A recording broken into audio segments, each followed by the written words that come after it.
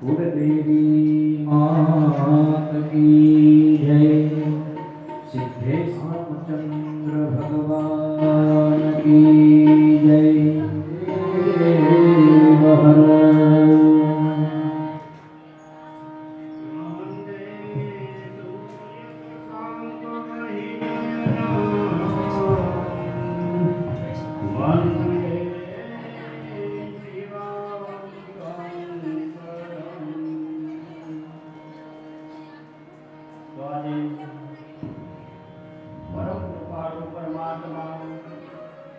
सच्चिदानंद आनंद धन स्वरूप अकाल करुणा वरुणालय परम दयावन परम कृपावन भगवान श्री महादेव जी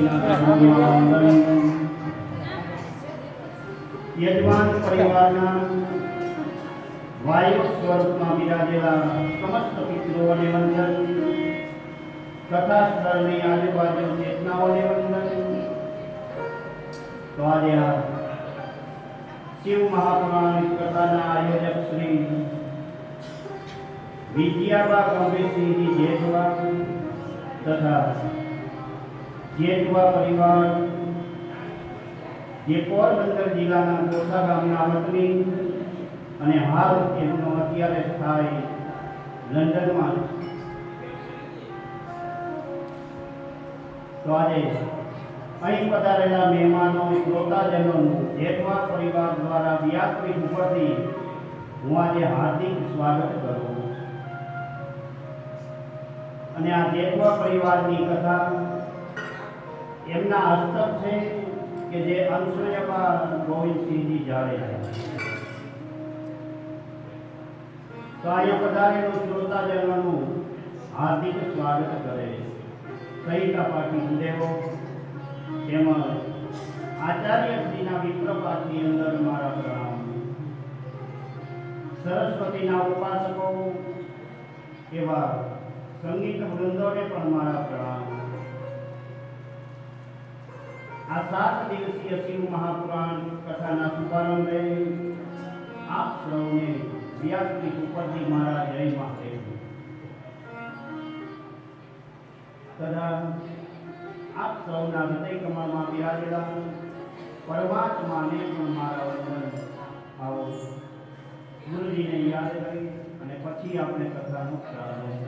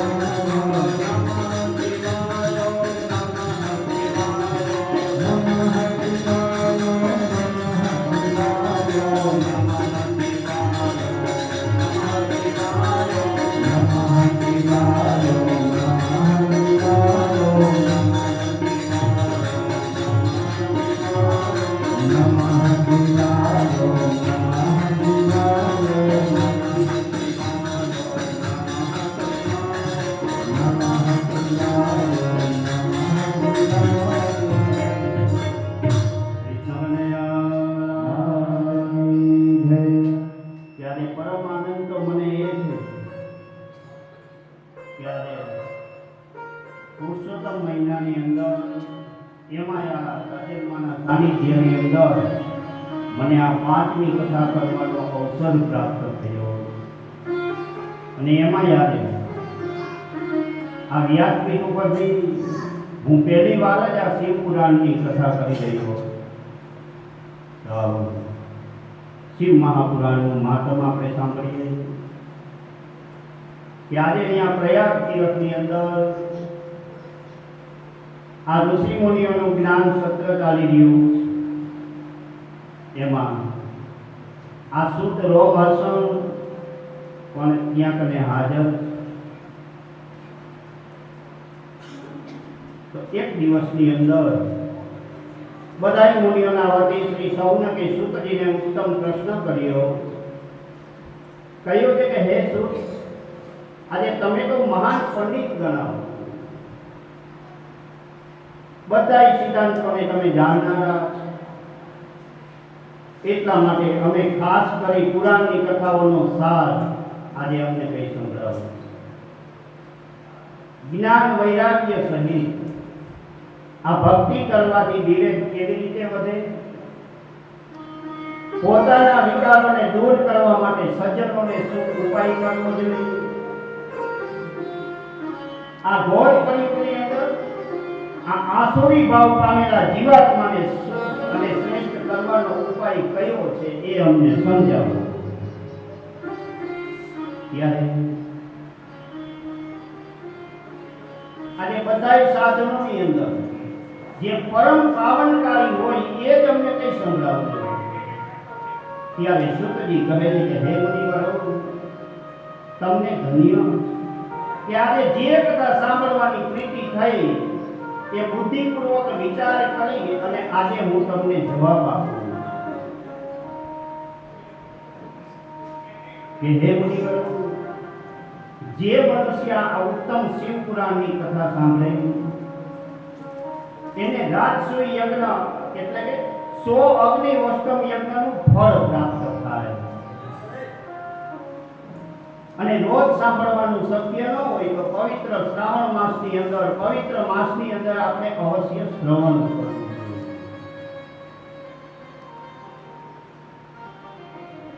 માટે હે મુનિવરો, તમે તમારું મન સંપૂર્ણ રીતે હવે શિવમય બનાવી દેજો. આ પુરાણનું શ્રવણ કલ્પવૃક્ષની માફક આપણને ફળ આપવા વાળું. આ શિવ પુરાણની અંદર ભગવાન વેદ વ્યાસે 24,000 શ્લોક લખ્યા. આમાં 7 સંહિતાઓ સમાયેલી. ભક્તિ, જ્ઞાન, વૈરાગ્યથી ભરપૂર આ શિવ પુરાણનો જે આદરથી પાઠ કરે એ જીવન મુક્ત બની જાય. માટે હે મુનિ, હું હંમેશા માટે આજે શિવ પુરાણને વંદન કરું. એટલા માટે શિવજી પ્રસન્ન થાય, પોતાના ચરણોમાં મને સ્થાન આપે એવી નિત્ય આપણે પ્રાર્થના કરવાની. ત્યારે મુનિ સૌનકે પૂછ્યું કે હે સૂત, આ કળિયુગની અંદર આ કથાના શ્રવણથી જે પાપીઓની શુદ્ધિ થઈ હોય એની કથાનું વર્ણન અમને સમજાવો. ત્યારે સૂતજી કહે કે પાપ કરનારા, દુરાચારી, દુષ્ટ, કામી અને અવિચારી લોકો પણ શિવ પુરાણના પ્રભાવથી શુદ્ધ બની જાય. તૃષ્ણાથી વ્યાકુળ રહેવાવાળા, વર્ણાશ્રમથી ભ્રષ્ટ હોય, દુષ્ટ અને વ્યભિચારી પણ આ કથાના શ્રવણથી શુદ્ધ થઈ જાય.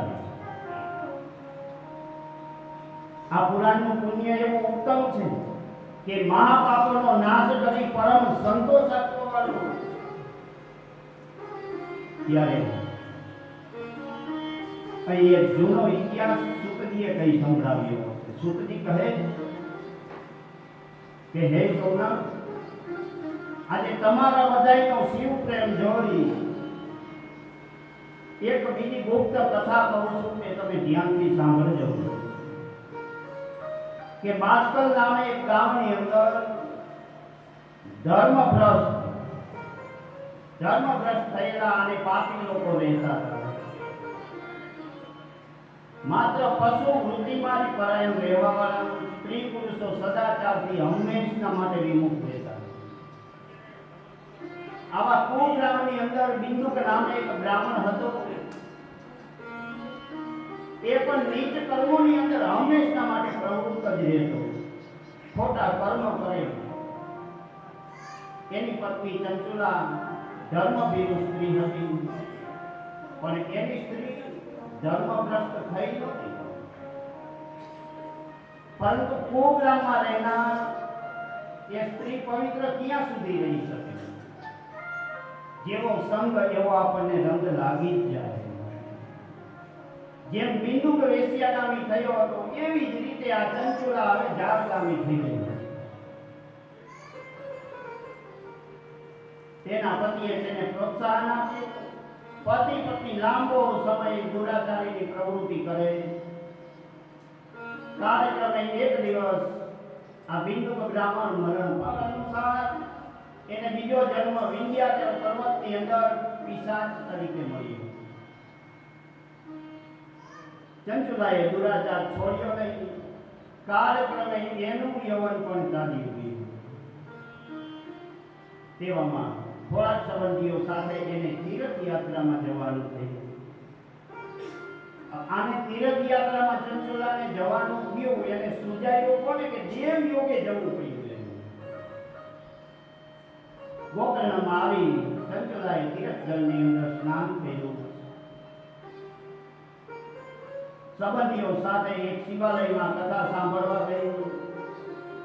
પુરાણી પાસેથી એને દુરાચારી લોકોને મૃત્યુ બાદ યમરાજા જે દંડ આપે એ બધો દંડ આ ચંચુલાએ સાંભળ્યો. એટલે આ ચંચુલાનું દિલ આખું ફફડી ઉઠ્યું. એના પાપ કર્મ આજે એને યાદ આવી ગયા કે આહા, મને મનુષ્ય જન્મ મળ્યો, મેં કેવા પાપ કર્મ કર્યા. તેને જીવન પ્રત્યે વૈરાગ્ય ઉત્પન્ન થવા લાગ્યો. એક દિવસ પુરાણી કથા પૂરી કરી અને શ્રોતાજનો બધા જવા લાગ્યા. એટલે આ ચંચુલા પુરાણી પાસે ગઈ. પોતાના પાપી જીવનને યાદ કરી હાય હાય કરતી ખૂબ જ પશ્ચાતાપ કરવા લાગી. એ ચંચુલા બ્રાહ્મણ પાસે જઈ અને બ્રાહ્મણના ચરણમાં નમી પડી. અને પોતાનો ઉદ્ધાર કરવા માટે ચંચુલા આજે ઉભરી ગર્જના કરવા લાગી. દુઃખ પામી પગમાં પડેલી ચંચુલાની ઉપર કૃપા કરી બ્રાહ્મણે એને ઉઠાવીને કહ્યું છે કે હે બ્રાહ્મણ પત્ની, તારા સદભાગ્યથી તું શિવ કથા સાંભળી શકી. તારા મનમાં આજે વૈરાગ્યનો ઉદય થઈ ગયો. તું સમયસર હવે ચેતી ગઈ છો, માટે હવે તું બીક રાખીશ નહીં. આજે પાપ કરનારા પાપીઓ માટે પસ્તાવો થાય છે, એ જ ઉત્તમમાં ઉત્તમ એનું પ્રાયશ્ચિત છે. શિવજીની આ પરમ પવિત્ર કથા સાંભળી આજે એનું તારે ચિંતન કરવાનું. શિવજીના ચરણ કમળનું ચિંતન કરવાની એક જન્મે ચિંતન કરવાથી એક જ જન્મની અંદર આપણને મુક્તિ મળી જાય. આ દયાળુ બ્રાહ્મણે આ પ્રમાણે કહ્યું એટલે ચંચુલાએ બે હાથ જોડી ગળગળા સ્વરે કહેવા લાગી છે કે હે મહાત્મા, તમને ધન્ય. માટે હે સજન,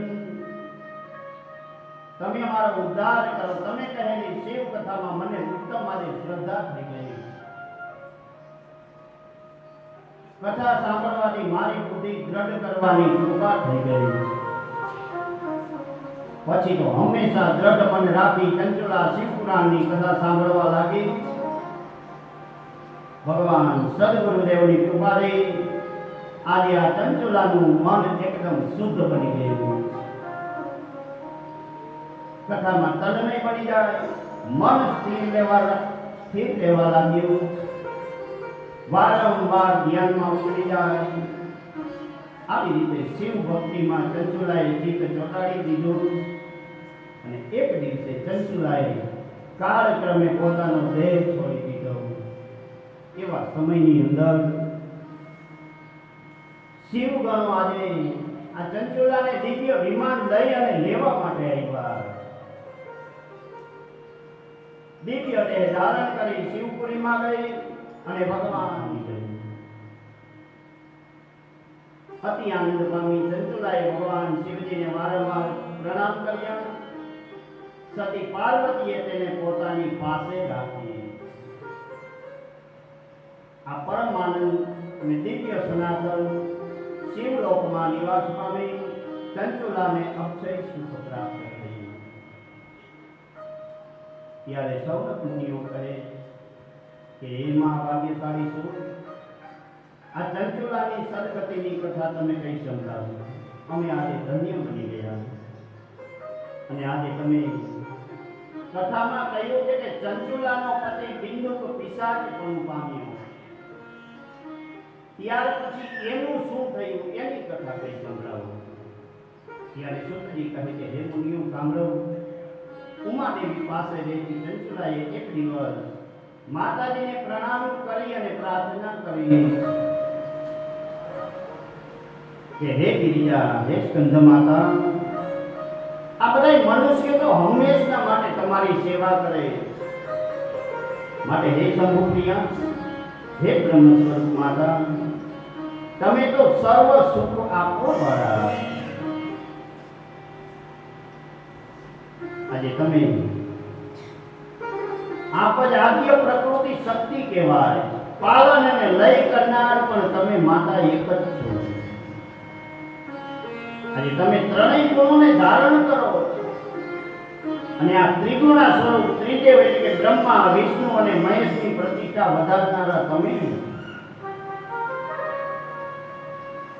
પણ આજે ચંચુલાએ કહ્યું કે હે પાર્વતી, હે મહેશ્વરી, આજે મારા પતિની શું ગતિ થઈ હું કાંઈ પણ જાણતી નથી. આ પાપી જીવન જીવતા તેઓ મારી પહેલા મૃત્યુ પામી ગયા. માટે તમે એવું કંઈક કરો કે જેથી હું મારા પતિને પાછી પામી શકું. ત્યારે પાર્વતીજીએ કહ્યું કે આજે તારો પતિ પોતાના પાપ કર્મના પ્રતાપે પિશાચ ગતિ પામી ગયો અને આજે વિંધ્ય પર્વતની અંદર ઘણું બધું દુઃખ સહન કરે. પતિની આવી દુર્ગતિ થઈ એ સાંભળતા ચંચુલા બહુ દુઃખી થઈ ગઈ. તેનો ઉદ્ધાર કરવા આર્તવ ભરી માતાને પ્રાર્થના કરવા લાગી.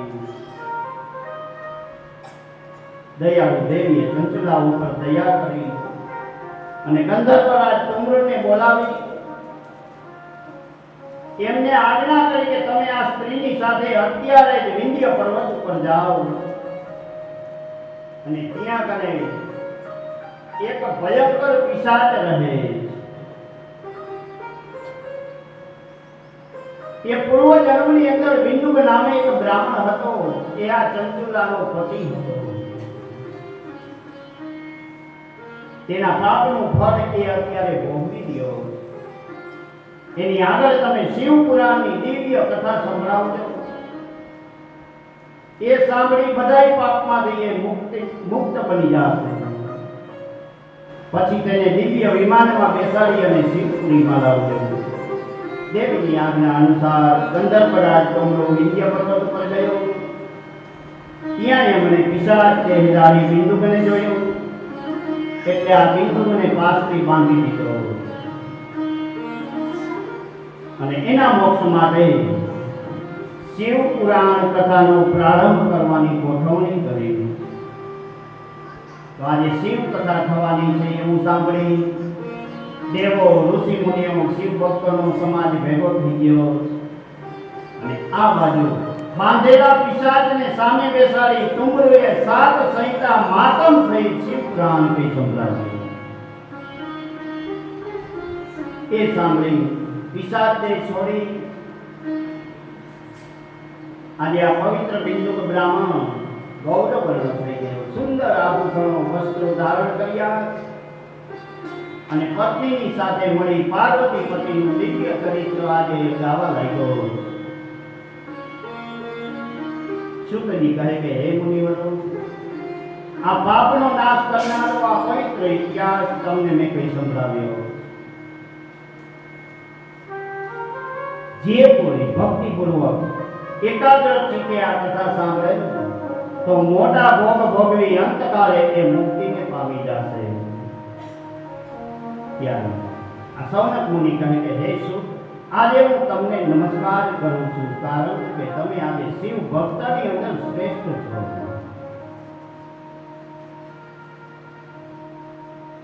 તમે તો વ્યાસજીના બુદ્ધિમાન શિષ્ય, તમારા ગુણોના વખાણ કરવા યોગ્ય. અને તમે ઉત્તમ કથા કઈ સંભળાવી અને હવે અમને આ શિવ મહાપુરાણ સાંભળવાની વિધિ કઈ સંભળાવો કે આ શિવ પુરાણ કેવી રીતે સાંભળવું. શુકજી કહે કે હવે તમને શ્રવણ વિધિ કહું તે સાંભળો.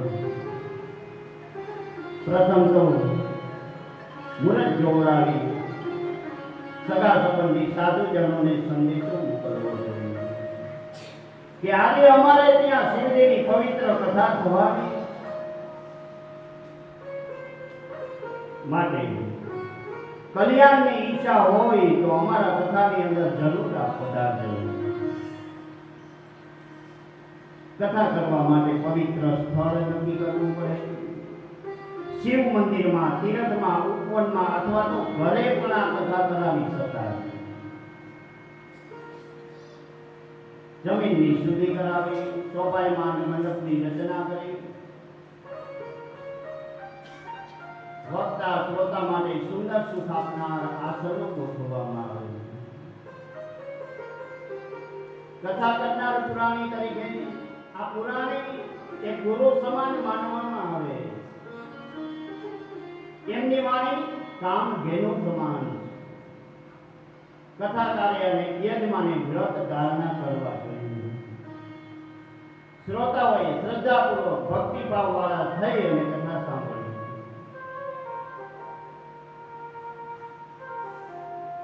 તો આજે શ્રોતાઓના નિયમ કેવા હોવા જોઈએ? તો કે શ્રોતાઓએ કથા સાંભળતી વખતે આપણા ઘર વ્યવહારની લાલસા મૂકી દેવી જોઈએ. સંયમપૂર્વક કથા શ્રવણ કરવાની. આ કથા શ્રવણનું વ્રત લેનાર શ્રોતાઓએ વધારામાં કાળજીપૂર્વક બ્રહ્મચાર્ય પાળવું જોઈએ.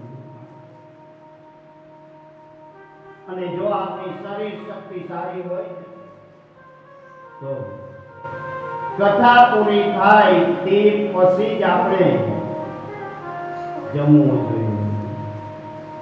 કથાના સમાપ્તિના પર્વને ઉત્થાપન વિધિ કહેવામાં આવે. તો આજે ધનવાન માણસોએ ખૂબ ઉત્સાહથી વિધિ કરવી જોઈએ.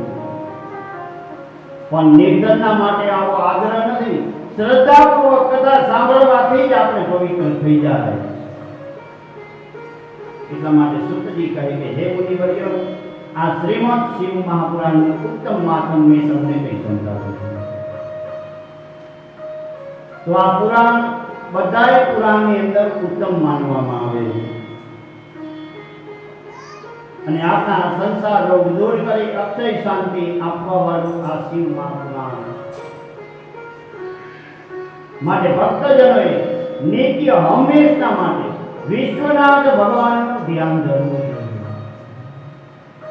અને ભગવાન શ્રીજીના ગુણોની આપણે રોજ સ્તુતિ કરવી જોઈએ. અનંત આનંદ આપનાર પરમ ભગવાન શિવજીને પુનઃ પુનઃ નમસ્કાર ભજવો. વંદન કરી હવે ભગવાન શિવજીના શરણમાં જાઓ. તો શિવ મહાપુરાણ કથાની અંદર આપણે પહેલી સંહિતા હતી કે વિદ્યેશ્વર સંહિતા, આદિથી અંત સુધી જે મંગળમય છે બધું, જેના સમાન અન્ય કોઈ પદાર્થ નથી, કે જે ઈશ્વર અજર અમર આત્મા રૂપે અત્યારે પ્રકાશી રહ્યો, જેને 5 મુખ છે, કે જે વિનોદ પૂર્વક 5 પ્રબલ કર્મો કરે, એવા આત્મદેવ સ્વરૂપ શ્રી ભગવાન સિદ્ધેશ્વર મહાદેવજીનું મનમાં ધ્યાન ધરો. આ ગ્રંથની શરૂઆતમાં મહર્ષિ વેદવ્યાસે ભગવાન શંકરનું ધ્યાન કરેલું. આપણે પણ સદાશિવનું સ્મરણ કરી અને આજે આ શિવ મહાપુરાણ કથાનો પ્રારંભ કરીએ. ઓમ નમઃ શિવાય, ઓમ નમઃ શિવાય, ઓમ નમઃ શિવાય, ઓમ નમઃ શિવાય.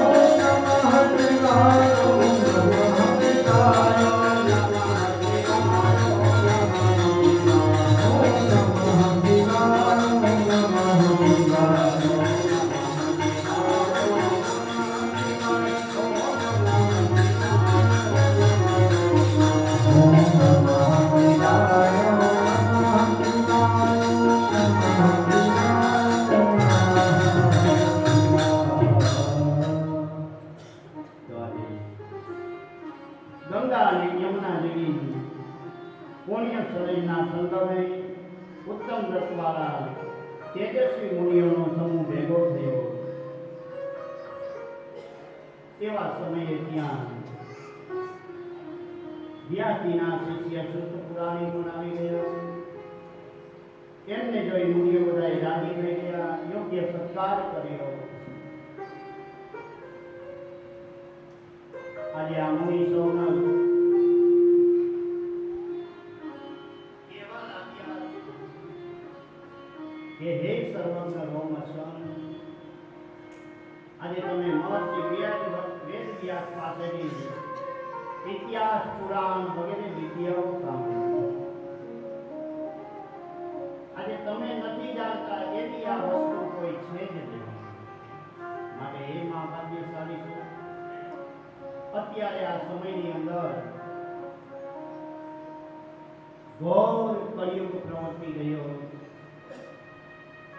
એટલા માટે લોકો અત્યારે પોતાના વર્ણાશ્રમના ધર્મથી પતિત થઈ અને આજે આ બધાય મનુષ્યો દુરાચારીના માર્ગે વયા ગયા. બ્રાહ્મણ, ક્ષત્રિય, વૈશ્ય અને શૂદ્ર, આ ચારેય વર્ણના લોકો અત્યારે પોતાનો આચાર વિચાર છોડી શાસ્ત્ર અને ધર્મની આજ્ઞાઓથી વિરુદ્ધ વર્તન કરવા લાગ્યા. તો પુરુષો આજે ધર્મભ્રષ્ટ બની ગયા, એટલે સ્ત્રીઓ પણ સ્વધર્મ ભૂલી દુર્ગતિના માર્ગે જઈ રહી. અને આજે આ કળિયુગના બાળકો સંસ્કારહીન થઈ ગયા. માતા પિતાની આજ્ઞા અત્યારના બાળકો માનતા નથી. ભણવાનું ભણી તેઓ શરીરે અત્યારે માય કાંગલા બનતા જાય. આ બધું જોઈ અમારા મન બહુ વ્યાકુળ બની ગયા.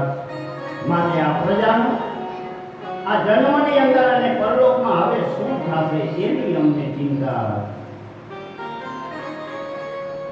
પ્રજામાં પાપની વૃદ્ધિ થઈ ગઈ. આ પાપ બધાય કેવી રીતે નાશ પામે એ ઉપાય આજે અમને કઈ સમજાવવાનો. પરોપકાર જેવો શ્રેષ્ઠ ધર્મ બીજો કોઈ નથી. આજે સાધુ પુરુષોએ પરોપકાર કરવા સદૈવના માટે તૈયાર રહેવું જોઈએ.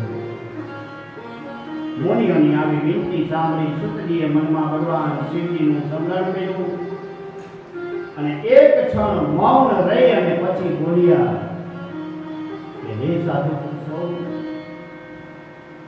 આજે આ તમારો પ્રશ્ન ત્રણેય લોકને હિત કરવા વાળો. તમારા પ્રત્યેના સ્નેહથી આજે હું મારા ગુરુદેવનું સ્મરણ કરી અને હવે હું તમને જવાબ આપીશ. માટે હે મુનિવરો, જ્યાં સુધી આ શિવ પુરાણનો આ જગતની અંદર ઉદય થયો નથી, ત્યાં સુધી આ કળિયુગની અંદર ઉત્પાતો જગતની અંદર હંમેશા માટે ઘૂમ્યા કરશે. ત્યાં સુધી આ શાસ્ત્રનો વાદ ચાલુ રહેશે. માટે હે બ્રાહ્મણો, આ શિવ પુરાણની કથા અને શ્રવણથી જે ફળ મળે એનું સંપૂર્ણ વર્ણન કરવા માટે તો હું શક્તિમાન નથી, છતાં આજે એનો મહિમા આજે હું મારી શક્તિ અનુસાર વર્ણન કરું કે જે મનુષ્ય સાવધાન થઈ આ પુરાણની રુદ્ર સંહિતાનો જો પાઠ કરે તો એનું બ્રહ્મ હત્યા જેવું પાપ 3 દિવસમાં નાશ પામી બળી અને ભસ્મ થઈ જાય. જો ભૈરવની સામે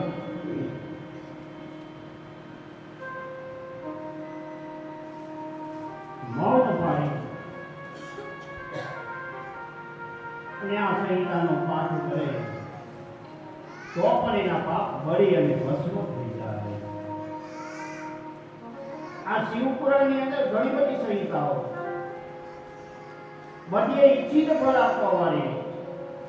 પહેલા પુરાણમાં વિશ્વેશ્વર સંહિતા, બીજી રુદ્ર સંહિતા, ત્રીજી ગણપતિ સંહિતા, ઉમા સંહિતા, માતૃ સંહિતા, કૈલાસ સંહિતા, સતરુદ્ર સંહિતા, કોટી રુદ્ર સંહિતા, વાયુ સંહિતા અને ધર્મ સંહિતા. આવા પ્રકરણો આ શિવ પુરાણ કથાની અંદર આવેલા.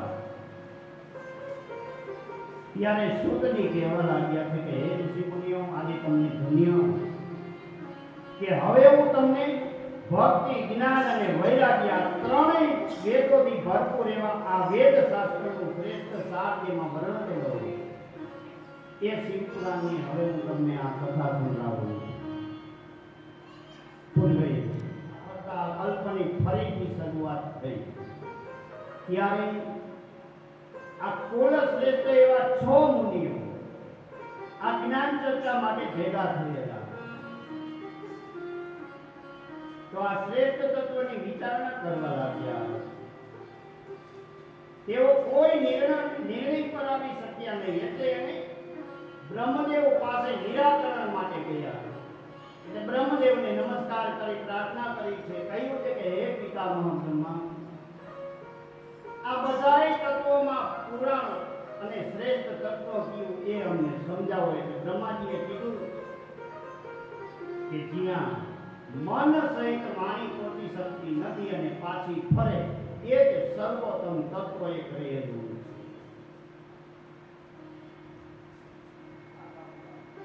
જેનાથી અમે આજે બધાય દેવો ઉત્પન્ન થયા છીએ એ મહાદેવની સર્વત્ર અને આખા જગતના ઈશ્વર કે જે બીજમાંથી અંકુર ફૂટે અને અંકુર મોટું થતા એના ફળમાંથી બીજ થાય એ ભગવાન શિવજીની કૃપા. આજે ભક્તિ વડે ભગવાન શિવજીની કૃપા મેળવાય.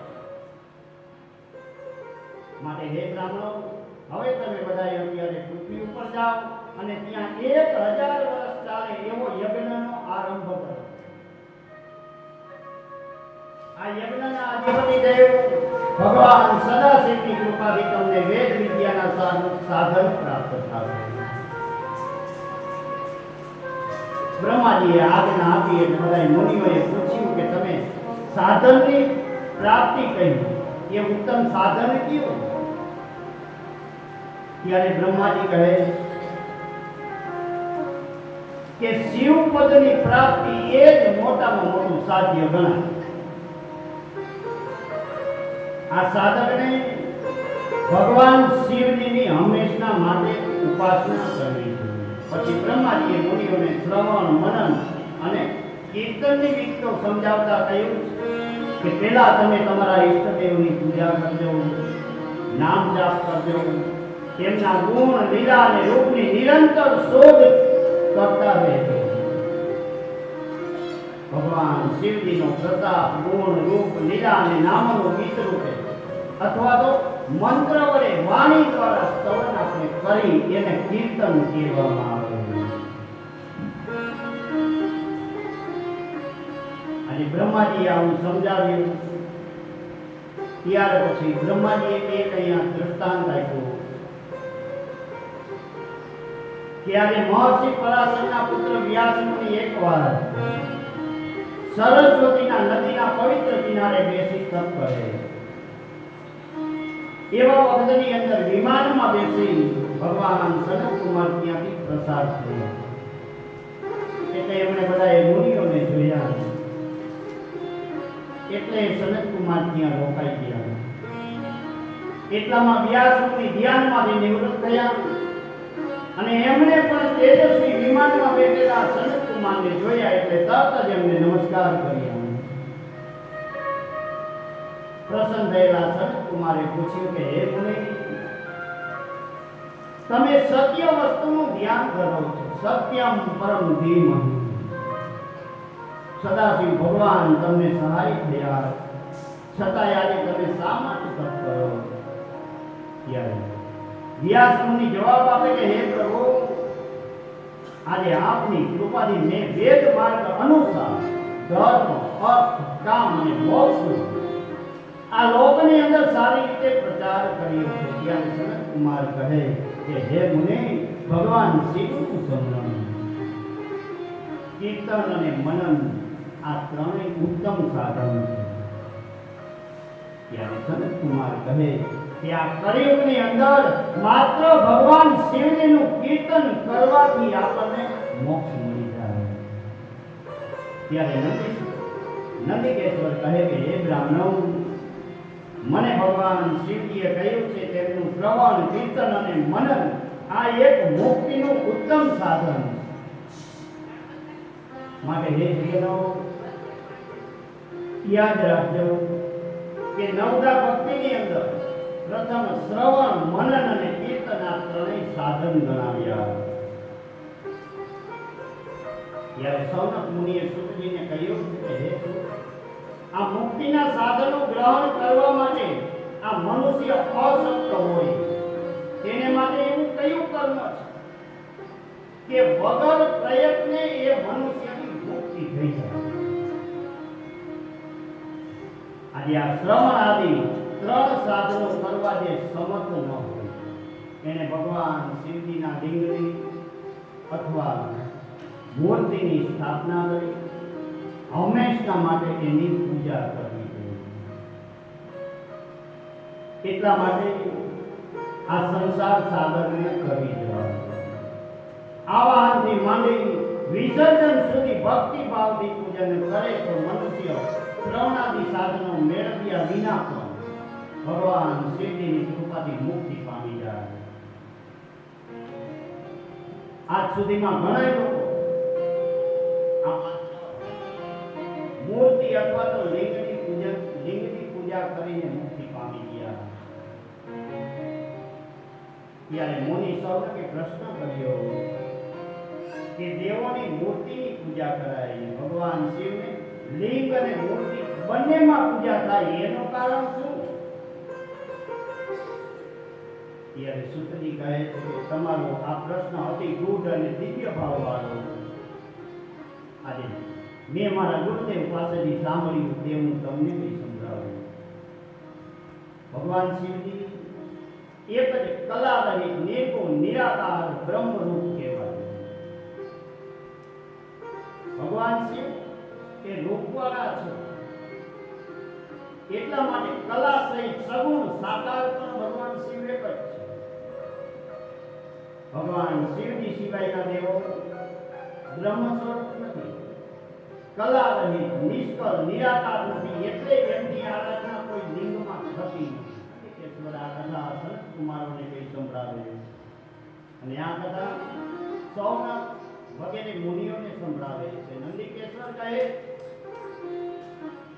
કે પૂર્વે મહાકાલ નામનો જ્યારે કલ્પ ચાલતો હતો ત્યારે બ્રહ્મા અને વિષ્ણુ વચ્ચે એક વાદ વિવાદ થયેલો. આ બંનેને અભિમાન થઈ ગયું કે આ બ્રહ્માજી કે હું મોટો ને ભગવાન વિષ્ણુ કે હું મોટો. એનું અભિમાન દૂર કરવા માટે ભગવાન શિવજીએ બંનેની વચ્ચે નિષ્કળ થાંભલા રૂપે પોતાનું લિંગ સ્વરૂપ પ્રગટ કર્યું. ત્યાં નિષ્કળ લિંગ તેમજ મૂર્તિ એમ બંને સ્વરૂપની કલ્પના ઊભી થઈ ગઈ. તો આ શિવજીના લિંગ અને મૂર્તિ ભોગ અને મોક્ષ બંને આપે, જ્યારે દેવોની મૂર્તિઓ એ માત્ર આપણને ભોગ જ આપે.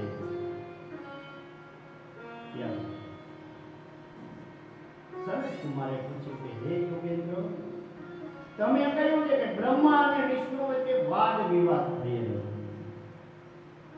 તો એનો વિવાદ થવાનું કારણ અમને વિસ્તારથી કહી શકો. ત્યારે નંદિકેશ્વર કહે કે એક સમયની અંદર યોગીઓમાં શ્રેષ્ઠ ભગવાન વિષ્ણુ શેષનાગ ઉપર સુતા, એવામાં બ્રહ્મવેતાઓમાં શ્રેષ્ઠ બ્રહ્માજી ત્યાં આવ્યા. આજે આ બ્રહ્માજી આવ્યા છતાંય ભગવાન વિષ્ણુ સુતા. એટલે બ્રહ્માજીએ ક્રોધથી પૂછ્યું, અભિમાનની પેટે સોઈ રહેનાર તું કોણ?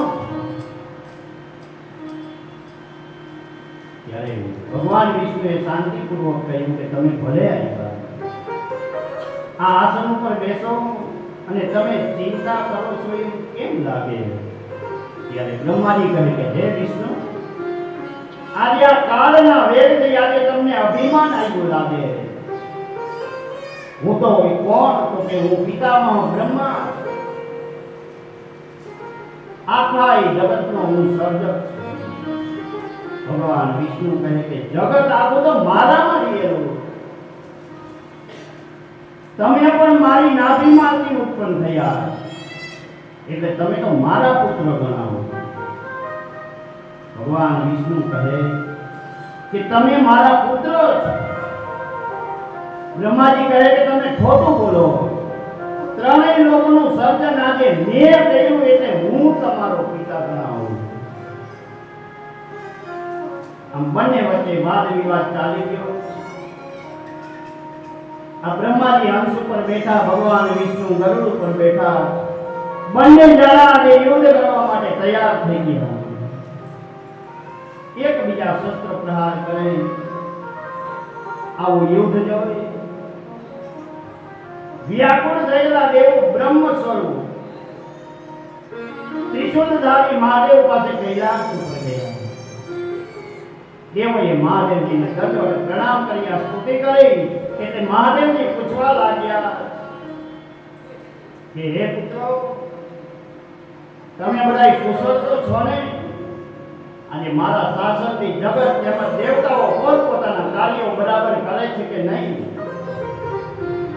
બ્રહ્મા અને વિષ્ણુ વચ્ચે આજે યુદ્ધ થયું. ભગવાન શિવ કહે કે મને બધી ખબર છે. ચાલો આજે હું એને શાંત કરવા માટે આવું. મહાદેવે ગણોને આજ્ઞા કરી. રથ તૈયાર થયો. પાર્વતી ગણો સહિત તેમનું પ્રયાણ કર્યું. આજે યુદ્ધ ભૂમિ ઉપર ભગવાન શિવ પહોંચી ગયા.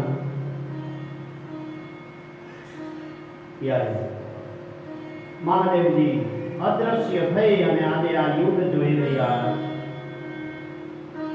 આજે આ યુદ્ધના અસ્ત્ર શસ્ત્ર થઈ જગતનો પ્રલય થતો હોય એવા કરુણાસાગર ભગવાન શિવજીએ અગ્નિના મોટા થાંભલાનો આકાર ધારણ કરી દીધો.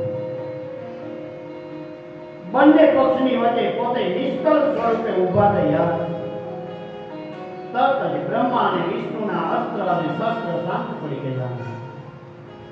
બંને દેવો આજે એકબીજાને પૂછવા લાગ્યા કે આ અદ્ભુત આકાર શેનો થઈ ગયો? આ થાંભલાના ઉપરનો અને નીચેનો છેડો ક્યાં એ પણ આપણે જાણવું જોઈએ. આટલું કહી ભગવાન વિષ્ણુએ મારાનું સ્વરૂપ લીધું અને થાંભલાનું મૂળ શોધવા લાગ્યા. બ્રહ્માજીએ હંસનું સ્વરૂપ લીધું અને થાંભલાનો ઉપરનો છેડો શોધવા લાગ્યા. ભગવાન વિષ્ણુ પાતાળ સુધી પહોંચી ગયા પણ ક્યાંય એને થાંભલાનું મૂળ જડ્યું જ નહીં. એટલામાં આ બાજુ બ્રહ્મા આકાશ માર્ગે જઈ રહ્યા. એવામાં તેમણે કેવડાનું એક ફૂલ ખરતું જોયું. ભગવાન સદાશિવે બંને દેવોને નિરર્થક ઉદ્દમ જોઈ અને હાસ્ય કર્યું. એવા સમયે તેમનું મસ્તક બોલવાથી તેમણે ધારણ કરેલું કેવડાનું પુષ્પ એક ફરી પડ્યું. બ્રહ્માજીએ કેવડાના ફૂલને કહ્યું કે હે પુષ્પના રાજા, આ તો ક્યાંથી આવે છે? ત્યારે કેવડાએ કહ્યું કે જેનો આદિ અને અંત તમે શોધી ગયા એ થાંભલાના મધ્ય ભાગમાંથી આજે લાંબા ઘણા સમયથી હું પડું છું, પણ મારો પ્રવાસ હજુ પૂરો થયો નથી. બ્રહ્માજીએ તેને સમજાવ્યું કે તું મારી સાથે ચાલ અને વિષ્ણુને કહેજે કે બ્રહ્માજીએ થાંભલાનો ઉપરનો છેડો જોયો અને એનો હું સાક્ષી. કેવડાને બ્રહ્માજીએ વિનંતી કરી એટલે એ બ્રહ્મા સાથે ગયો. થાકેલા ભગવાન વિષ્ણુને હર્ષપૂર્વક બ્રહ્માજીએ ખોટું કહ્યું કે આજે મેં થાંભલાનો છેડો જોયો. આ કેવડો મારો સાક્ષી છે. કેવડાએ પણ ખોટી સાક્ષી આપી. આવું કપડે જોઈ અગ્નિરૂપ થાંભલામાંથી ભગવાન સદાશિવ પ્રગટ થયા છે. બોલીએ શ્રી જયેશ્વર મહાદેવ કી જય. એમને જોઈ બ્રહ્માજીએ એમના ચરણમાં વંદન કર્યા અને કહ્યું કે હે દયાળુ દેવ, પ્રસન્ન થઈ જાઓ, અમને ક્ષમા આપો. આજે જે કહ્યું ભગવાન શિવ કહે કે આજે તમને મારી ભક્તિ પ્રાપ્ત થશે, તમારી મારાથી અલગ પ્રતિષ્ઠા થશે અને લોકો ઉત્સાહપૂર્વક તમારી પૂજા કરશે. પછી આ બ્રહ્માજીનો ગર્વ ઉતારવા માટે ભગવાન શિવજીએ પોતાના ભમરો વચ્ચેથી ભૈરવને ઉત્પન્ન કર્યો અને આજ્ઞા કરી કે હે વત્સ, તું આ તલવાર વડે બ્રહ્માજીની પૂજા કર. એ એ ઉપરથી ભૈરવે તલવાર વડે બ્રહ્માજીનું પાંચમું મુખ કે જે ગર્વિષ્ઠ અને ખોટું બોલવા વાળું હતું એ મુખ કાપી નાખ્યું. એમનો નાશ કરવા તલવાર ઉગામી. એવા વખતે બ્રહ્માજી ધ્રુજતા ભૈરવના પગમાં પડી ગયા, પોતે બચાવવાની પ્રાર્થના કરે. આ બાજુ વિષ્ણુએ મહાદેવજીને વિનવ્યા એટલે મહાદેવે ભૈરવને રોકી દીધો. મહાદેવજીએ ઉદારપૂર્વક બ્રહ્માજીને છોડાવ્યા, પરંતુ શ્રાપ આપેલો કે હે બ્રહ્મા, આજે તમે લુચાઈ કરી અભિમાન પોષવા માટે આજે તમે ખોટું બોલ્યા, માટે લોકોમાં તમારો સત્કાર પ્રતિષ્ઠા કે ઉત્સવ કોઈ દિવસ થશે નહીં. માટે એ સુધીનો આ બ્રહ્માજીને આપેલા શ્રાપ અનુસાર હજુ પણ એમના ઉત્સવ ઉજવવામાં આવતા નથી. અને આજે બ્રહ્માજીના મંદિરો આપણને કોઈ સ્થળે જોવા મળે. પછી બ્રહ્માજીએ પ્રાર્થના કરી, મહાદેવજી પ્રસન્ન થયા એટલે મહાદેવે એમને પરમ એવું વરદાન આપ્યું કે જાઓ, આજથી તમે યજ્ઞની અંદર અગ્રસ્થાન પામશો. તમારો વિનાનો યજ્ઞ એ નિષ્ફળ જશે. ખોટી સાક્ષી પૂરનાર કેવડાને પણ મહાદેવજીએ શિક્ષા કરેલી કે હવે પછી મારી પૂજામાં લોકો તમારો ઉપયોગ નહીં કરે. કેવડાએ અપરાધની માફી માંગી, ભગવાન શિવની સ્તુતિ કરી કે આપના સમરણથી જ આ પાપનો નાશ થાય, કે જ્યારે મને તો તમારા દર્શન થયા, આપની કૃપાથી તેનો પણ નાશ થયો ગણાય. મહાદેવ, આ તારા પાપનો નાશ થયો છે સાચું, પરંતુ ભગવાન શિવ કહે કે હું તો સત્યવાદી છું, હવે તને હું ધારણ નહીં કરું. પણ આજે તું સાંભળ, ભગવાન શિવજી કેવડાને કહે છે કે તું મારા ઉપર ચંદ્રવા પેટે રહી શકી. પછી તો બ્રહ્મા અને વિષ્ણુએ ભગવાન શિવજીનો પવિત્ર વસ્તુઓ વડે પૂજા કરી. માટે એ સુધીનો આ પૂજા માટે જે દ્રવ્ય વાપરવામાં આવે ને એના બે ભેદ રહેલા. અમુક વસ્તુઓ પુરુષને યોગ્ય અને અમુક પ્રકૃતિને યોગ્ય. આ પુરુષ યોગ્ય વસ્તુઓ લાંબો કાળ ટકે અને પ્રકૃતિ યોગ્ય વસ્તુઓ થોડો કાળ ટકે. શું કામ કે ભગવાન સદાશિવ એક ત્યાગી દેવ. ભગવાન શિવજીને વસ્તુનો મોહ જ નથી, એટલે એમણે ધરાયેલી બધી વસ્તુઓ ત્યાં હાજર રહેલા દેવોને વહેંચી આપી. ત્યારે ભગવાન સદાશિવ કહેવા લાગ્યા કે આજનો આ પવિત્ર દિવસ શિવરાત્રી તરીકે પ્રસિદ્ધ થશે. આજે ઉપવાસ કરી શ્રદ્ધા ભક્તિપૂર્વક જે કોઈ મારી પૂજા કરશે એનું આખું વર્ષ પૂજા કર્યાનું ફળ પ્રાપ્ત થશે. આ શિવરાત્રીની પૂજા ધર્મને વધારનારી. ભગવાન શિવજી કહે કે આજે જે સ્થાન રૂપે હું પ્રગટ થયો છું, એક માઘ માસ આદ્રા નક્ષત્રનો માટે માઘ માસની અંદર આદ્રા નક્ષત્ર હોય ત્યારે ભગવાન શિવ કહે કે મારી પૂજા જે કરે એને અક્ષય પુણ્ય પ્રાપ્ત થઈ જાય.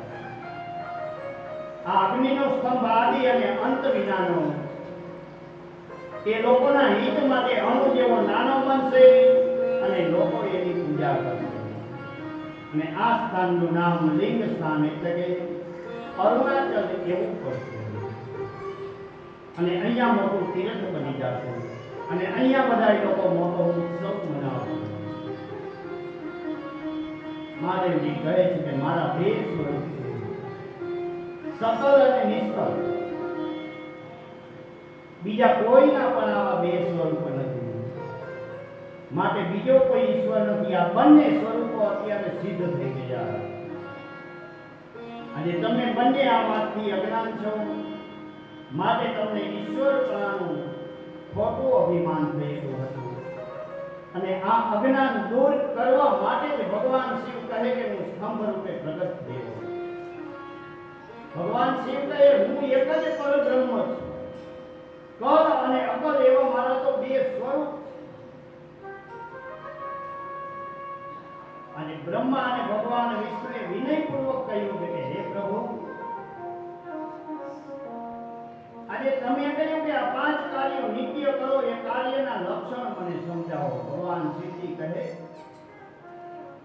આ પાંચ મારા નિત્ય સિદ્ધ કાર્યો, આ પાંચેય કાર્યો પાંચ મહાભૂતોમાં દ્રષ્ટિગોચર થઈ ગયેલા.